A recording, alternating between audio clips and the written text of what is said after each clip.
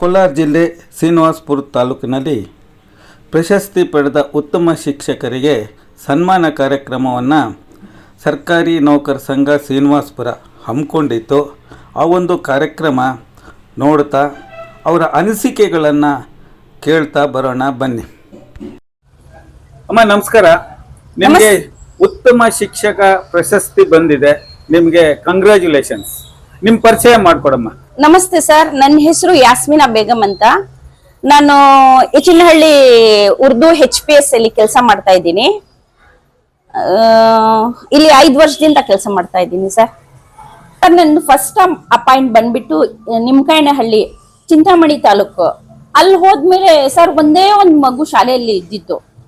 ಒಂದೇ ಒಂದು ಮಗುಗೆ ನಾನು ಹೋಗೋದು, ಅಲ್ಲಿ ಅಸಿಸ್ಟೆಂಟ್ ಟೀಚರ್ ನಾನು ಇದ್ದಿದ್ದು. ಒಂದು ಮಗುಗ್ ನೋಡ್ಬಿಟ್ಟು ನಮ್ಮನೇಲಿ ನಮ್ಮಪ್ಪ ತುಂಬಾ ಸ್ಟ್ರಿಕ್ಟ್, ಅವರು ಗೋಲ್ಡ್ ಮೆಡಲ್ ಅವರುನು ನಮ್ಮಪ್ಪ. ಅವರು ನೀನು ಈ ತರ ಒಂದ್ ಮಗು ಅಂತ ಹೇಳ್ಕೊಂಡಿದ್ರೆ ಏನ್ ಆಗಲ್ಲ, ಮನೆಗೂ ಹೋಗು, ಆಯಾ ಕೆಲ್ಸ ಮಾಡು, ನೀನು ಆಯಾ ಕೆಲ್ಸ ಮಾಡ್ಬಿಟ್ಟು ನೀನು ಇಂಪ್ರೂವ್ಮೆಂಟ್ ಮಾಡು ಅಂದ್ರು.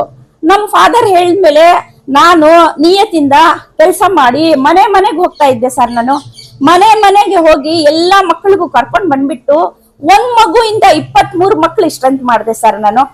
ಅಲ್ಲಿ LPS ಇದ್ದಿದ್ದು? LPS ಅಲ್ಲಿ ಸರ್, ಬರೀ LPS ಅಲ್ಲಿ 23 ಮಕ್ಳು ಮಾಡಿದೆ. ಈ ಸಂತೋಷವನ್ನ ಯಾವ ರೀತಿ ಆಚರಣೆ ಮಾಡಿದ್ರಿ ಸರ್? ನನ್ಗೆ ತುಂಬಾ ಖುಷಿ ಆಯ್ತು. ಯಾಕಂದ್ರೆ ನಂದು 30 ವರ್ಷ ಸರ್ವಿಸ್. 30 ವರ್ಷದಲ್ಲಿ ನಾನು ತುಂಬಾ ನಿಯತ್ತಿಂದ ಮತ್ತೆ ಹಾರ್ಡ್ ವರ್ಕ್ ಇಂದ ನಾನು ಕೆಲಸ ಮಾಡಿದ್ದೀನಿ.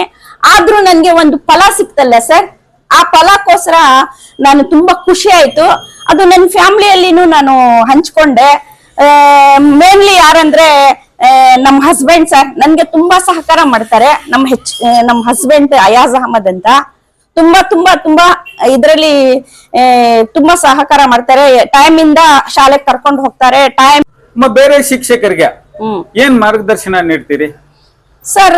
ಇವಾಗ ನಾನು ಎಷ್ಟು ಕಷ್ಟಪಟ್ಟು ಬಿಟ್ಟು ಮಕ್ಕಳಿಗೆ ಬೋಧನೆ ಎಲ್ಲ ಮಾಡಿದ್ದೀನಿ, ಆ ತರ ಅವರು ಮಾಡಕ್ಕೆ ನಾನು ಒಂದು ಸಜೆಷನ್ ಕೊಡ್ತೀನಿ. ಯಾಕಂದ್ರೆ ನಾವು ರೋಲ್ ಮಾಡೆಲ್ ಆಗ್ಬೇಕು ಬೇರೆಯವ್ರಿಗೆ. ನಾನು ಇಷ್ಟು ಹೇಳಕ್ಕೆ ಇಷ್ಟಪಡ್ತೀನಿ ಸರ್. ಸರ್ ಆದರ್ಶದಲ್ಲಿ ನಾನು ಇಂಗ್ಲಿಷ್ ಮತ್ತೆ ಸೋಷಲ್ ಮಾಡ್ತಾ ಇದ್ದೆ. ಸೋಷಲ್ ಆ ಮಕ್ಕಳಿಗೆ ತುಂಬಾ ಕಷ್ಟ ಇತ್ತು.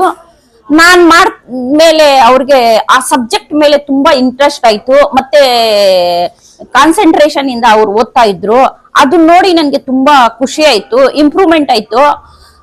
ಇವಾಗ್ಲೂ ನಾನು ಎಲ್ಲನ ಹೋಗ್ಲಿ ಸರ್, ಮಕ್ಳು ಎಲ್ಲ ದೊಡ್ಡವರಾಗೋಗಿದ್ದಾರೆ, ಹೈ ಎಜುಕೇಶನ್ಗೆ ಹೊಟ್ಟೋಗಿದ್ದಾರೆ. ಎಲ್ಲನ ಇದ್ರೆ ನನ್ಗೆ ನಮಸ್ತೆ ಮಿಸ್ ಅಂತ ಹೇಳ್ತಾರೆ ನೋಡಿ ಸರ್, ಅದು ನನ್ಗೆ ತುಂಬಾ ಖುಷಿ ಆಗುತ್ತೆ.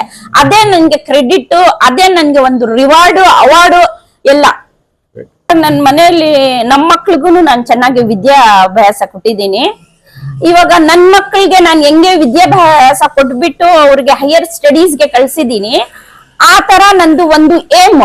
ಯಾಕಂದ್ರೆ ಬಡವ್ರ ಮಕ್ಕಳು, ನಮ್ಮ ಗೌರ್ಮೆಂಟ್ ಸ್ಕೂಲ್ ಮಕ್ಕಳಿಗೆ ನಾನು ಆ ತರಾನೇ ನಿಯತ್ತಿಂದ ಹಾರ್ಡ್ ವರ್ಕ್ ಮಾಡಿ ಅವ್ರಿಗೂ ಅಷ್ಟು ಮಟ್ಟಕ್ಕೆ ತರಬೇಕು ಅಂತ ನಂದು ಒಂದು ಏಮ್ ಸರ್. ಮತ್ತೆ ಏನ್ ಹೇಳಕ್ ಇಷ್ಟಪಡ್ತೀನಿ ಅಂದ್ರೆ, ಇವಾಗ ಯಾವ್ದನ ನಮ್ಗೆ ಆಫೀಸ್ ಇಂದ ಒಂದು ಡೆಪ್ಯುಟೇಷನ್ನೇ ಆಗ್ಲಿ, ಯಾವ್ದನ ಟ್ರೈನಿಂಗೇ ಆಗ್ಲಿ, ಅದಕ್ಕೆ ನಾವು ರಿಜೆಕ್ಟ್ ಮಾಡಬಾರ್ದು, ಹೋಗ್ಬೇಕು. ಯಾಕಂದ್ರೆ ಅದು ನಮ್ duty. God is work is worship ಅಂತ ಒಂದು ಪ್ರಾವರ್ಬ್ ಇದೆ. ಆ ತರ ನಾವು ಮಾಡ್ಕೊಂಡು ಹೋಗ್ಬೇಕು. ನನ್ನ ಸರ್ವಿಸ್ ಅಲ್ಲಿ ನಾನು ಒಂದು ಚಿಕ್ಕದು ಎಕ್ಸಾಂಪಲ್ ಹೇಳ್ತೀನಿ. ಯಾಕಂದ್ರೆ ಇವಾಗ ಹೈಸ್ಕೂಲ್ ಅಲ್ಲಿ ಉರ್ದು 10th ಮಕ್ಕಳಿಗೆ ಉರ್ದು ಟೀಚರ್ ಇರ್ಲಿಲ್ಲ. ಆವಾಗ ನಾನು ಹೋಗ್ಬಿಟ್ಟು ಅಲ್ಲಿ ಕೆಲಸ ಮಾಡಿಬಿಟ್ಟು ತುಂಬಾ ಚೆನ್ನಾಗಿ ರಿಸಲ್ಟ್ ಬಂತು. ಈ ತರಾನೇ ಆದರ್ಶ ಸ್ಕೂಲಲ್ಲಿ ಟೀಚರ್ಸ್ ಇರ್ಲಿಲ್ಲ, ತುಂಬಾ ಶಾರ್ಟೇಜ್ ಇತ್ತು.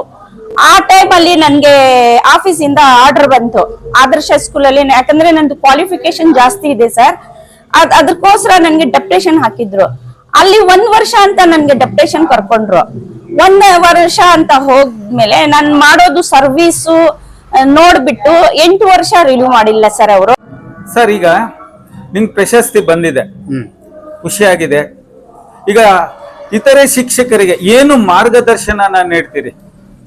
ಇದು ನನ್ನ ಶಾಲೆ ನನ್ನ ಮಕ್ಕಳು ಅಂತ ತಿಳಿದು ಸಮಯ ಪಾಲನೆ ಮಾಡಿ ಒಂದು ಕಾಯ ವಾಚ ಮನಸ ನಾವು ಶಾಲೆಯಲ್ಲಿ ಮಕ್ಕಳಿಗೆ ಯಾವುದೇ ಒಂದು ಅಡ್ಡಿ ಆತಂಕಗಳಿಲ್ಲದೆ ಒಂದು ಗುಣಮಟ್ಟದ ಶಿಕ್ಷಣವನ್ನು ಬೋಧಿಸಬೇಕು ಸರ್. ಈ ಒಂದು ವಿಡಿಯೋ ಲೈಕ್ ಮಾಡಿ, ಹೈಪ್ ಮಾಡಿ, ಶೇರ್ ಮಾಡಿ, ಸಬ್ಸ್ಕ್ರೈಬ್ ಮಾಡಿ. ಇಂತಹ ಕಾರ್ಯಕ್ರಮಗಳಿಗೆ ಪ್ರೋತ್ಸಾಹನ ನೀಡಬೇಕು ಅಂತೇಳಿ ಕೋರುತ್ತೇನೆ.